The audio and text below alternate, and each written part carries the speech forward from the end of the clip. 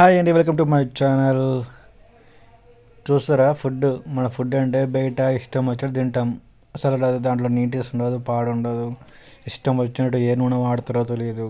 అలాంటి ఫుడ్ తిని ప్రాబ్లమ్స్ మనకి వస్తాయి. మళ్ళీ మెడికల్ షాప్ పోవాలి, మళ్ళీ హాస్పిటల్ తిరగాలి. ఇవన్నీ ఎందుకు? చక్కగా ఇంట్లోనే మనం చేసుకునే ఫుడ్ తింటే చక్కగా హ్యాపీగా కడుపు నిండా తినచ్చు. ఎటువంటి ఎఫెక్ట్స్ రాకుండా హెల్తీ ఫుడ్ మన ఇంట్లో తినచ్చు. బయట తింటాం, బయట హోటల్ పోతాం. ఇదే దోశ మనం వేసుకున్న దోశ బయట ఎంత అమ్ముతారండి? 50 రూపాయలు, 60 రూపాయలు. ప్లేన్ దోశ 30 రూపాయలు అమ్ముతారు.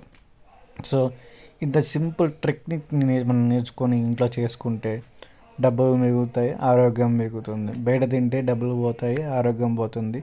మళ్ళీ మెడికల్కి వెళ్ళాలా, మెడికల్లో షాప్స్ తిరగాల, హాస్పిటల్ తిరగాల, కడుపు చుట్టూ అంతా ఏదో సంథింగ్ ప్రాబ్లమ్స్ వస్తాయి.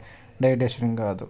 కాబట్టి మన ఇంట్లో చేసుకున్న ఫుడ్డే చక్కగా చూడండి, హెల్తీగా తినచ్చు.